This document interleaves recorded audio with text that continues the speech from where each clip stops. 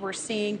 Do you think it's looking like it's going to pass overwhelmingly, but what do you think, looking at this with me right now? When we look at the number there, I think it's overwhelming for multiple reasons. This is something that the House has been working on for over a year.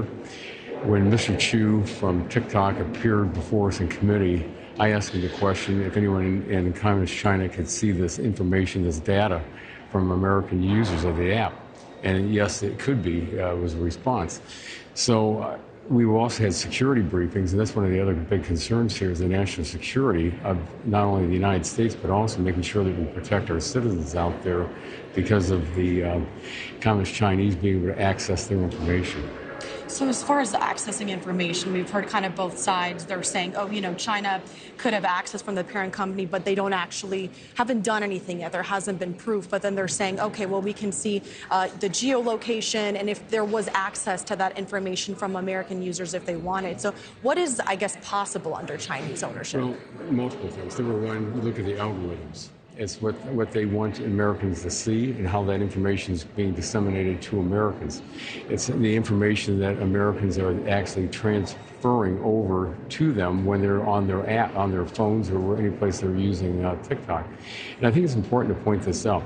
This is not a ban on TikTok. What this is that TikTok is owned by ByteDance, and under communist Chinese law, anything that the communist Chinese government wants, if you're a Chinese company, you have to give it to the government. So what we're saying in the legislation is if ByteDance, which is the parent, divests themselves of TikTok, TikTok can still be an app being used here in the United States. And it looks like the bill just passed, is what we're hearing right now. So what do you make of that? What's your initial reaction to that? Well, I think it's good because I want to make sure that Americans are protected. When the other day when TikTok was concerned about what was happening, and so all of a sudden they sent out to 170 plus million users in this country saying you can't access your app unless you contact your representative. I have no problem with people contacting us, but I think it also proved our point of the control that they have, because we had people calling our offices. I'm just calling because if I don't call you, I can't use my TikTok anymore. We had people calling with threats. We had people calling saying they'd commit suicide if they couldn't be on TikTok. So this is the concerns that are out there. But we want to make sure that Americans are protected. But again, as I said, this is not a ban. ByteDance can divest themselves of this, but the communist Chinese want our information. The former president Donald Trump, he tried to pass this before, it didn't work. Why did it work this time? Well, I think there are multiple reasons in this one. First of all, we've had the hearing in the Energy and Commerce Committee, which I'm a member of. And again, we had the initial meeting in the hearing with Mr. Chu from TikTok. There's been a lot of work done by the China Select Committee along with this, and so you had parallel things going on.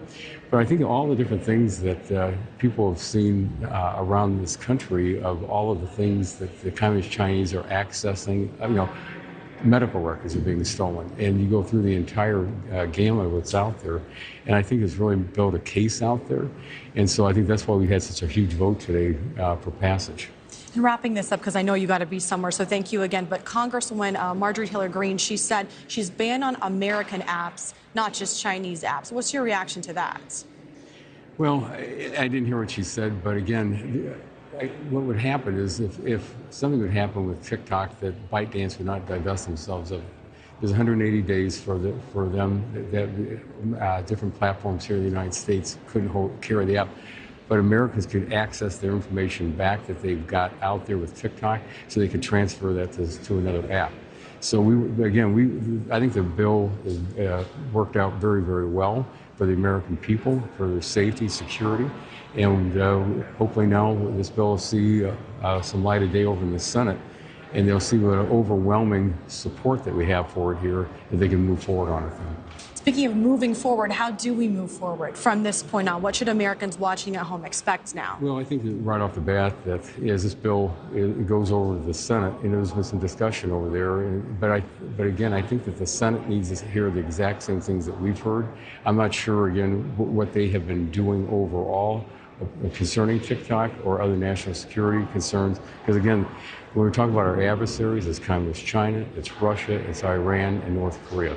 So that's what's going to have to be looked at when they get over to the Senate, and hopefully they can get this bill and move it forward quickly. Thank you for watching. Go to newsnationnow.com to find NewsNation on your television provider. And don't forget to click the red subscribe button below to get more of NewsNation's fact-driven, unbiased coverage.